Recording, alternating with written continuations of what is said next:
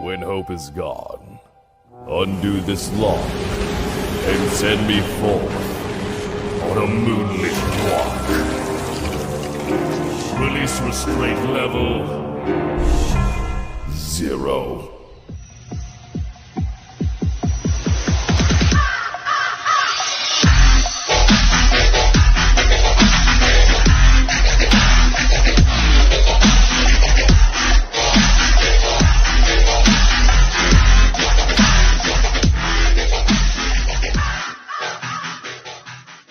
Hey kids, wanna see a dead body? Hi guys, this is the Void of the Ravenclaw. Welcome back to another fanfiction story. If you like this type of content, smash the like button and subscribe for future videos updates that I do post on my community tab frequently. If you want access to any of my early content that I release, check out the Discord. This is the Second Chance of Life, Part 7, Sleeping Predator. We're going to continue where we last left off. After Motello got his orders from Lex Luthor, as Motello left to lay low for several days, the sun was eventually rising upon Metropolis. Everyone was just getting to start their day.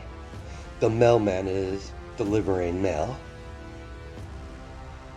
The trash trucks are picking up trash. The sun began to shine through one of the windows of the apartment, into the apartment of Lois Lane. Rose began to wake up from her slumber. Rose sat up on the bed and stretched her arms out as she let out a yawn. As she hopped out of bed and looked around to see a fresh pair of clothes for her. Noticing the nice human is not in the room, she could smell food being cooked. So Rose could easily sense Lois Lane is in the kitchen. So Rose proceeded to change clothes. After putting on the new white dress, she also put the shoes on as well, even though she finds it uncomfortable. There's no reason to cause attention to herself by refusing to wear shoes. Rose knows full well there might be some sacrifices she has to make to maintain her cover as a normal and innocent little human girl. After Rose got dressed, she went towards the kitchen and made her way over to the bar counter. As she hopped onto the bar stool, that's the bar counter is attached to the kitchen from the other side. Excellent timing, Rose. I'm almost done. Wasn't sure what you like, so I just made a bunch of random types of breakfast food. It'd take Lois long to cook the food and put all types of different type of breakfast food in front of Rose. Rose hopped off the stool and made her way over towards the kitchen counter. So did Lois, as she placed the food on the table. As they sat down and ate, Rose noticed pancakes, waffles, French toast, eggs, bacon, sausages, and so on. Because of the plant DNA that structure Rose's body is more prehistoric in nature. It's only naturally. She's a meat eater, like majority of her plants are carnivores. So it's only natural that she had similar traits with her plants. Rose calmly ate her food that's in front of her, displaying her excellent table manners. I hope you slept well. I did. That's good. It still amazes me how well you speak for being like only 5 or 6 years old. Anyways, I have some things to take care of. I'm having a friend to come over to look out for you. It's one of my coworkers, Jimmy. He'll keep you company while I'm away. When will you be back? Probably in the late afternoon, 2 or 3 at the most. Before she could speak any further, the doorbell rang. As she went off, as Lois walked towards the front door. Excuse me, Rose. It's probably the idiot. As Lois opened the door to see Jimmy Olsen. Good, you're here. Thanks for looking after her. Her name is Rose. No sugar. I don't want to come back to see her bouncing up the walls like a jackrabbit. On crack? Easy there, Lois. It's not the first time I've taken care of kids. Who exactly is she, anyways? I don't know entirely who she is, but I plan to find out.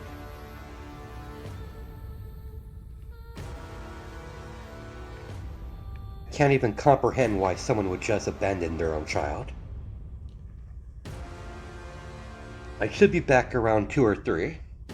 It's 7 now, so I have plenty of time to see if I could find any relative information on Rose in the database. Just try not to take things too far. I'll try, but you know me. As Lois gave Jimmy a smirk. And that only made Jimmy even more nervous. He knows what that smirk entails. That smirk usually appears on her face when she's either about to do something crazy. Oh, and Jimmy, please don't burn down my place. As she left to talk to few people. She did take a few pictures of Rose before she left. There wasn't much she could have worked with, but she's worked with less before. Lois has never been afraid of a challenge. Jimmy just stared at the closed door and sighed to himself as he put the box filled with video games in the living room to see Rose, the little redhead girl, looking at him with her head tilted to the side. You must be the idiot that Miss Lois mentioned. Jimmy's already regretting this already. I guess I shouldn't be surprised. One kid she takes in talks like her already, or similar to her, named Jimmy Rose. I'm Lois's coworker. I know it's probably pretty boring around here, so I brought some things, keep you occupied, as Jimmy begins to take out the different video game systems with the video games out of the box and begin to set them up to the television. Jimmy turned the video game system on and load up a game. As Jimmy tossed the gaming controller over to Rose, give it a try. Rose was intrigued. What she can recall from her past life, she's never had any experience with video games before that she can recall.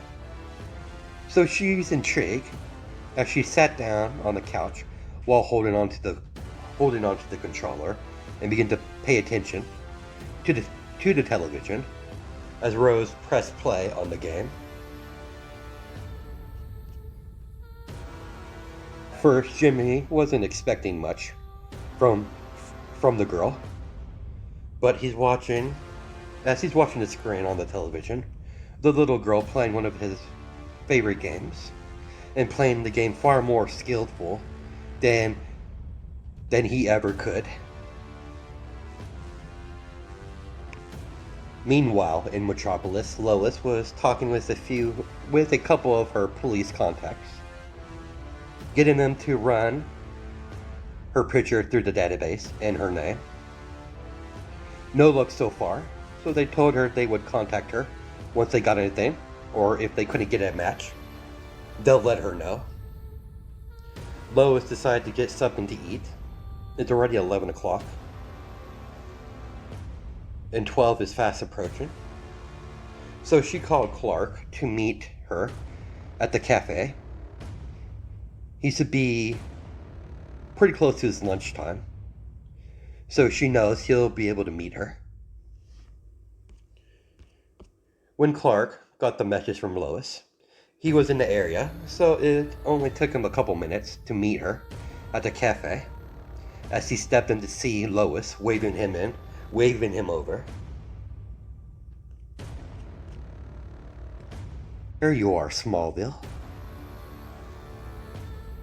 As Lois handed Clark a menu, Clark gave Lois a warm smile.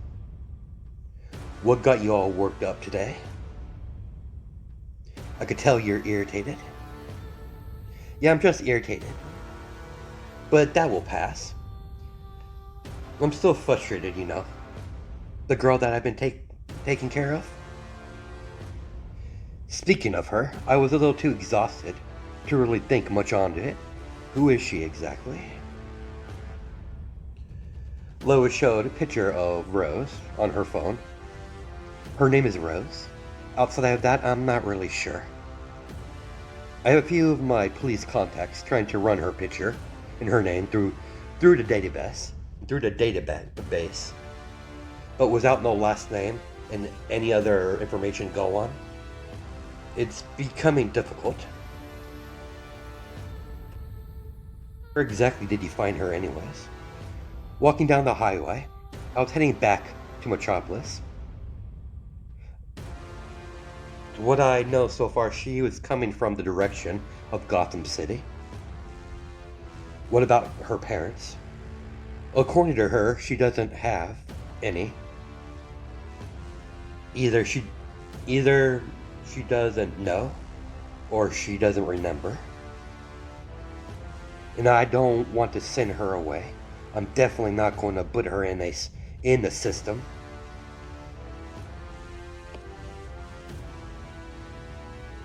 As the food arrived, as Clark begins to eat, as he spoke up again, there's not much you can do outside of adopting her.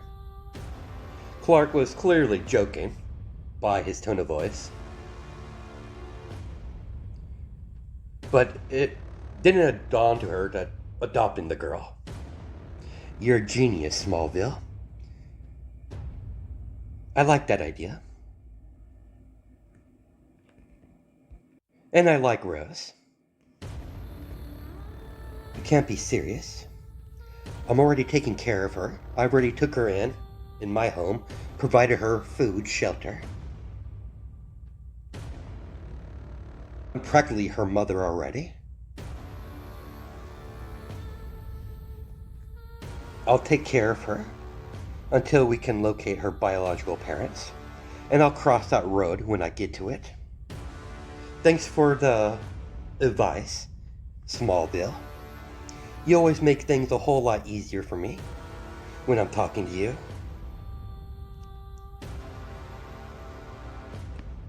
Clark was dumbfounded by how easily Lois decided she's going to adopt her.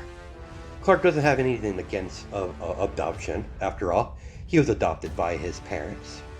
But he believes Lois is moving things too fast. But he knows how she thinks, how she is. He knows fully well when something gets into her mind, nothing will change her mind.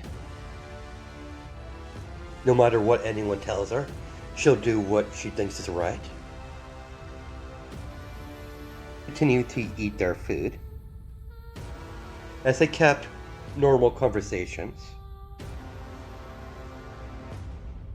Like it discussing in more details on their wedding plans. After that was done, Clark had to go back to work while Lois finally got in contact by her contacts with the police force. And what she heard surprised her. There was nothing. The girl was a ghost.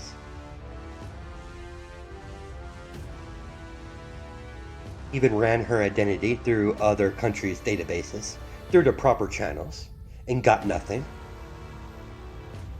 After the police informed Lois, whoever this girl is, probably wasn't registered in the U.S. database. That means she most likely wasn't born in a hospital. Lois could tell that the police wasn't too alerted, like this is a common occurrence, that happens occasionally. While Clark went back to work, Lois finished her meal as she begins to follow up a few leads that didn't leave her anywhere. So she put a pause on her own investigation into Rose's background. There's not much she can do. So she put on a back burner for now and went home. When she stepped inside, she saw Jimmy with a depressed look on his face, while Rose seemed to be playing some of his video games, quite enjoying herself. "What got you all bummed out, Jimmy?" "Nothing much, but losing every game I played against a 5 or 6-year-old girl. And that's not including that she's been playing these several of my one-player games better than I could." Liz couldn't resist as she laughed at Jimmy's misfortune. Hilarious this is, Lois. I need to get going. Jimmy left the games there for Rose to play. They were only retro games, so he didn't mind for her borrowing it for a while. So he said his farewells and left. "Seems like you've been enjoying yourself, torturing Jimmy. Today's been most interesting. Why don't you shut that off, and we can go out and spend the rest of the day together? And give you a tour around the city. After all, it's not good for a young girl like yourself to be cooped up in here for long periods of time." Rose did not resist. This is the perfect opportunity for her to get a better layout of the city. So far, this human's been very beneficial, keeping her cover intact, giving her a perfect excuse to get a better layout of the city. So Rose took Lois's hand as they left the apartment to go into the car and drive around the city. While Lois was driving around Rose around in her car, pointing out important landmarks in the city, Rose spotted several LexCorp buildings as she made a mental note where they're located. They spent the rest of the day just sightseeing the city that Metropolis has to offer. By the end of the day, Rose had several locations to investigate that belongs to LexCorp. Too many to all investigate in one night, so she's going to have to take this slow. But she's getting tired. She's already passed out in the passenger seat next to Lois. When they got back, as they parked in front of the apartment complex, Lois got out of the car and opened the passenger seat as she picked her up in her arms. When she pulled the keys out of her pocket, unlocked the door, while holding Rose in her arms, she placed Rose into the bed. Lois quietly shut the light off and closed the door as she went to the kitchen to clean the kitchen from the breakfast they had earlier in the morning. The next day, Rose was helping Lois by standing on top of the chair washing a bunch of fruit in a strainer underneath the sink as the water was running. Lois was starting to cut the washed fruit that Rose washed for her by running it through water onto the cutting board as she begins to slice them up. Lois wasn't going to allow Rose to handle a sharp object like a knife, not knowing that Rose is far more dangerous than a knife. Lois calmly cut the fruit, putting it in, making a fruit salad. Rose was more than willing to help with the fruit salad.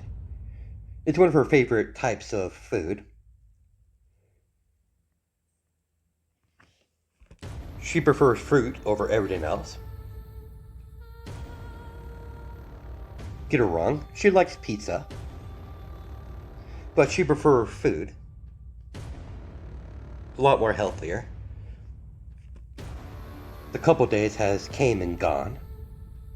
Rose was starting to get used to her new surroundings, relaxing in a simple routine. But not even once did Rose forget her purpose here. But being taken in by Lois Lane provided her with more benefits than negatives, so she had no problem integrating herself into Lois's life. Lois provided her with clothes, food, shelter, without asking anything in return. So Rose is extremely okay with her situation right now. Something like this will take some time. She wants to remain unnoticed when she finally acts. Meanwhile, Metallo was with Lex looking inside a large missile silo that was renovated as a deadly trap. There were several devices all around the walls of the inner of the silo that generate an artificial red sun, and a couple ones that generate artificial light of kryptonite.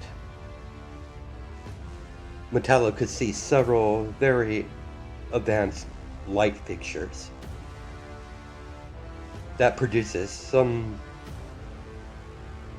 sort of artificial kryptonite light. So that's your plan, Lex. The most effective plan was the resource I have at my disposal. And naturally, I know all of Superman's weaknesses that I've discovered so far. It's about time you get started, Metallo. Don't fail me. Don't worry. I'll get the kryptonite here. Kidnapping the reporter should be a simple task. If it's so simple then get going. I don't have all day. Yeah, I got it, Baldy. As Metallo made his way out of the missile silo, directly heading towards Metropolis, the abandoned or secret missile silo was located in a small forest near the city limits of Metropolis. The trees concealed the location from the locals, from the occasional hiker that would go through that area. Hidden from the general population from locating it. A rogue figure wearing a cloak was walking through Metropolis. He stopped in front of a large apartment complex. As a person underneath the cloak, his face was and his body was concealed. Only a robotic grin on his face could be seen, as he could sense two life signatures in the apartment that where his target is located, as he threw off his cloak, revealing himself to be Metallo. Lois, by pure chance and luck, spotted Metallo at the corner of her eye when she walked past one of her windows. Realizing who it was, God damn it, as Lois rushed over and grabbed Rose and dove behind the couch. Metallo aimed his right arm that had blasters attached to his forearm and immediately shot out as beams of energy shoot from the barrel of the laser firearm into the apartment complex, destroying the wall, making a big hole into the apartment complex, or into the apartment, as Metallo jumped up in the air and land right inside the apartment by jumping through the hole he just made. He immediately grabbed Lois and Rose with his hands. They were big enough to wrap around their waist. A simple task for his increased size. He managed to increase his hands slightly for a brief moment of time. It was one of many new features that was added to this body. He's able to control his size. There's a limit how big his body can increase, but big enough to hold on to a full-grown person and a little girl. Let go of me, you bastard. You're gonna regret this. Shut up. You're lucky I need you alive. Let go of Rose this instant. Metallo finally noticing he captured the girl alongside with Lois because she's been so quiet, not even resisting. He completely forgot that he captured her as well in his other hand. Metallo looked towards Rose. He saw the girl was completely bored, not bothered one bit. Luckily for Metallo, he wasn't making any contact with her skin. Otherwise, he would have lost his arm, or maybe his entire body. Judging, depending on the dose of Rose's eroded poison. Rose is a bit irritated. She could easily kill this thing, whatever this thing is, in front of her. But she was told to lay low, keeping her cover intact. Despite her outrage, despite her outweigh rage she has for the audacity of this mechanical monster, this mechanical thing. Before Lois could say anything else, Metallo jumped down from the hole he made to enter Lois' apartment onto the street and bolt forward, carrying his captors in his hands, trying to get out of Metropolis as soon as possible, but making sure he's been spotted by several of the locals. It didn't take long for Superman to take notice and gave chase, but about time that he arrived, Metallo was almost approaching the missile silo, while running past and dodging around all of the trees in the small forest. Metallo jumped up in the middle of the air and dove right into the missile silo. The moment Superman followed into the missile silo immediately shut closed.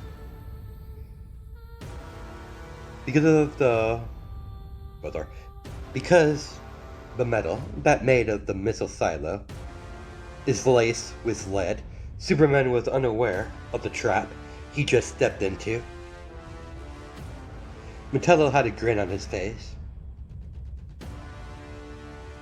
as the entire silo get exposed to artificial red sun, alongside with artificial kryptonite light, further weakening Superman. Metallo thinks it's overkill, but this is Lex's plan. Before Superman could do anything else, he was shot with a beam of energy, making Superman hit the wall of the silo hard. As Lex Luthor comes out of the shadows in his full power armor. This has been long overdue. I've dreamed of this moment.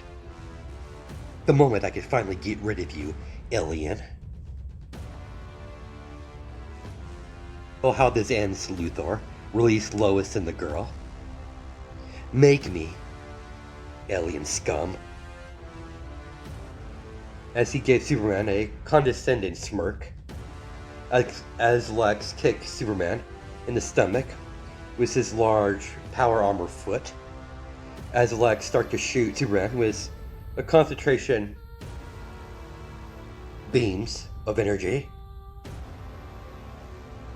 Superman, who is not completely helpless, despite being exposed to the artificial kryptonite and being exposed to artificial red sunlight, he still has access to majority of his abilities, but he won't have them for long if he doesn't come up with something fast. The longer he stays and being exposed to the artificial red sunlight and artificial kryptonite, more that his powers become weaker, until eventually he'll be powerless to do anything to stop Lex and Metallo. Meanwhile, Metallo tied up Lois and Rose to two chairs. Once he was satisfied, he gagged both of them, both woman and girl, gave a death glare. Lois gave her famous death glare. But what surprised Metallo was the death glare that he got from Rose. Rose wasn't too thrilled about it either, but she simply glared as Metallo halted for a brief second. But the shock wore off as he gagged the girl. The thing he has to gag the both of them was tape, placing tape over their mouths, keeping the both girls quiet. He would rather not hear the reporter bitch the entire time. He wants to enjoy. He wants to see Superman die as much as Lex. He'll wait until Lex gives him the sign to join in the fun. But until then, he'll allow Lex to have his fun. The moment that Superman dies, Metallo plans to kill Lex immediately. Afterwards, he has no intention of continuing to be his lapdog, Luthor's lapdog, like some sort of pet. Metallo was not paying attention to Lois or Rose. Lois used the opportunity to loosen the bindings around her wrist and untie herself and pull the tape from her mouth. Lois placed her finger over her own lips, gesturing Rose to remain quiet. As Lois slowly removed the bindings and tape over Rose's mouth, Rose could have easily escaped the bindings without no effort, but that would draw attention to herself. And she's supposed to be a harmless, innocent human girl with no abilities whatsoever. And she doesn't plan to break her cover. But that doesn't mean she'll allow this treatment to be unpunished by that robotic man, calling himself Metallo. She's going to make sure he's going to suffer. But Rose, put that on a hold for now. There's plenty of other times to express her rage. After all, she has many ways to make him suffer. But she's going to put that on the back burner for now. Lois noticing the large metal power cable that's attached to the wall next to a panel. It took her a few yanks to pull it out. At the end of it begins to spark. Begins to fly at the end of the power cable. It was huge. She had to use two hands to pull it out. She had to wrap her arms around the power cables. It's large, so it usually takes a couple people, but because of adrenaline, she managed to pull it out. As she got ready, hey Toaster, without no hesitation, she shoved the large power cord or power cable into the chest, immediately short-circuiting Metallo as the systems begin to shut down temporarily. But because Lex was too busy fighting Superman, he was unaware of his metal pet has been down temporarily. That's when Lois took Rose by the hand into one of the rooms. By pure chance and luck, they managed to walk into the control room with all the control to the all new additions to the missile silo. She immediately went to work to see if she could shut down the artificial kryptonite and the artificial red sun by trying to get into the main computer that's in the room. And that's where we're going to stop it for now. I'll catch you guys in the next part.